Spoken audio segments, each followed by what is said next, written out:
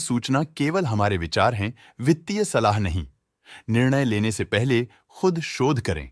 किसी भी लाभ या हानि के लिए हम उत्तरदायी नहीं हैं।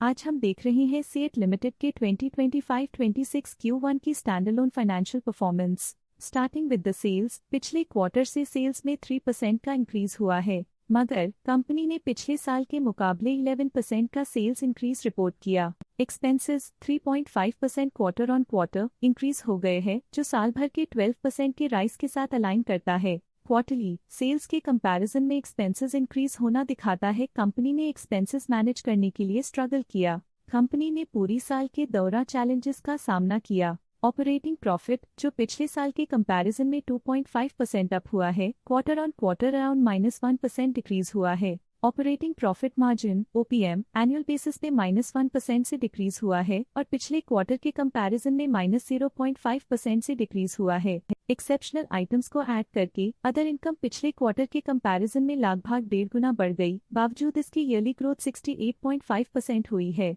इंटरेस्ट एक्सपेंसेस पिछले क्वार्टर से 10% अप हुआ, लेकिन ईयर ओवर ईयर इंक्रीज 34% हुआ है। डिप्रिशिएशन कॉस्ट्स में क्वार्टरली -0.5% का डिक्लाइन देखने को मिला और ईयरली बेसिस पे 15% का इंक्रीज देखा गया। Profit before tax annually -11% decrease हुआ, लेकिन प्रीसीडिंग क्वार्टर से 33% बढ़ा है। इस साल कंपनी ने 26% टैक्स पे किया और क्वार्टरली कंपनी ने 25% टैक्स पे किया है। नेट प्रॉफिट ने ईयर ऑन ईयर -9.5% का डिक्लाइन दिखाया, लेकिन लास्ट क्वार्टर से 35% का इंक्रीज हुआ है। इस क्वार्टर में कंपनी का परफॉर्मेंस काफी अच्छा रहा। वहीं अगर एनुअल एनालिसिस की बात करें तो साल के दौरान कंपनी का परफॉर्मेंस अच्छा नहीं रहा। नेगेटिव नेट प्रॉफिट का मतलब है कि कंपनी प्रॉफिट के कंपैरिजन में नुकसान उठा रही है। अर्निंग्स पर शेयर EPS में ईयरली -9.5% का डिक्रीज देखा गया, लेकिन क्वार्टरली में 35% की बढ़ोतरी भी नजर आई। इस क्वार्टर में कंपनी का EPS काफी अच्छा रहा।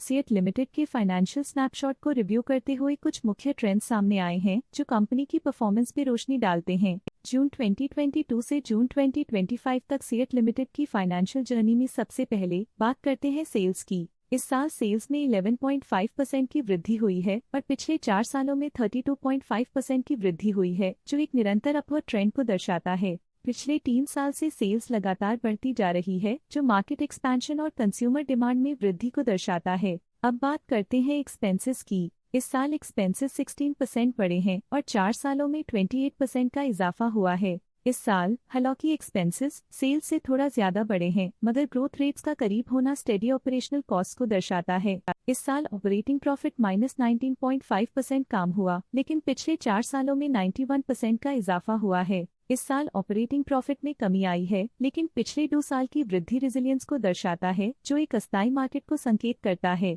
इस साल नेट प्रॉफिट में -27.5% की गिरावट हुई, लेकिन पिछले 4 सालों में लगभग 12 गुना की बढ़ोतरी हुई है, जो कंपनी की मजबूती दिखाता है। इस साल नेट प्रॉफिट में आई कमी के बावजूद पिछले सालों में हुई पॉजिटिव वृद्धि एक अस्थायी मार्केट एडजस्टमेंट को दर्शाता है। इस साल EPS में -43% की कमी के बावजूद लंबी अवधि में देखा जाए तो लगभग 9 गुना की मजबूत वृद्धि हुई है। इस साल EPS में कमी आने के बावजूद पिछले सालों की ग्रोथ कंपनी की मजबूत ओवरऑल परफॉर्मेंस को अंडरलाइन करती है। चलिए अब बात करते हैं शेयर होल्डिंग पैटर्न की। सीएट की शेयर होल्डिंग रिपोर्ट्स कुछ इस प्रकार की हैं, जो अननोन 2025 के तक चलता है।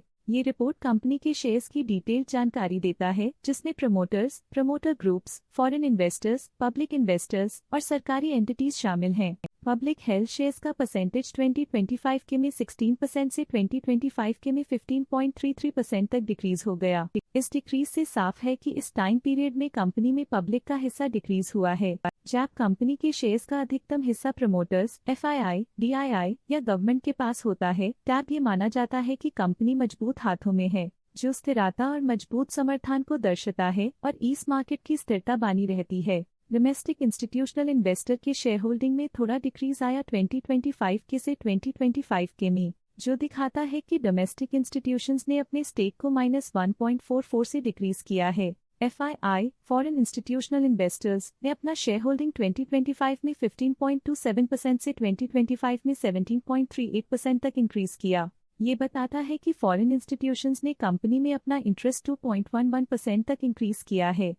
ये था कंपनी का करंट शेयर होल्डिंग पैटर्न। आइए देखते हैं इस क्वार्टर के DII डील्स ने बाजार को किस तरह प्रभावित किया है। 30 अप्रैल 2025 को ग्रेविटॉन रिसर्च कैपिटल LLP ने 2.8 लाख शेयर्स अपने पोर्टफोलियो में शामिल किए 3,288.23 रुपीस पर यूनिट के हिसाब से, जिसका टोटल था 90.8 करोड़। 30 अप्रैल 2025 को ग्रेविटॉन रिसर्च कैपिटल LLP ने 2.8 लाख शेयर्स पोर्टफोलियो से हटा दिए 3,290.2 रुपीस पर यूनिट के हिसाब से, जिसका टोटल था 90.9 करोड़। आशा है कि ये DII डील्स के इंसाइट्स आपको स्टॉक मार्केट समझने में मदद करेंगी। अब नजर डालते हैं सीएट के स्टॉक रिकमेंडेशन पे। लोटस स्टॉक का करंट प्राइस 3,125.45 रुपीस चल रहा है। मोतीलाल ओसवाल ने स्टॉक की बाय रिकमेंडेशन दी थी।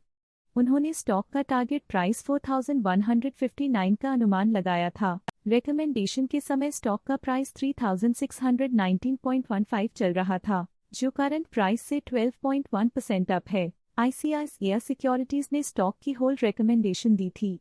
उन्होंने स्टॉक का टारगेट प्राइस 3,625 का अनुमान लगाया था। रिकमेंडेशन के समय स्टॉक का प्राइस 3,652.25 चल रहा था, जो करंट प्राइस से 0.1% अप है। EMK ग्लोबल फाइनेंशियल सर्विसेज ने स्टॉक की बाय रिकमेंडेशन दी थी। उन्होंने स्टॉक का टारगेट प्राइस 4,100 का अनुमान लगाया था। रिकमेंडेशन के समय स्टॉक का प्राइस 3,652.25 चल रहा था, जो करंट प्राइस से 13.2% अप है। प्रभुदास लिल्लाधर ने स्टॉक की होल्ड रिकमेंडेशन दी थी। उन्होंने स्टॉक का टारगेट प्राइस 3,240 का अनुमान लगाया था। रिकमेंडेशन के समय स्टॉक का प्राइस 3,315 चल रहा था, जो करंट प्राइस से -4% अप है। आज के लिए फाइनेंशियल सेक्टर में इतना ही। देखने के लिए धन्यवाद। स्टॉक लेटेस्ट न्यूज अपडेट के लिए चैनल को सब्सक्राइब करें और वीडियो को लाइक एंड शेयर करें।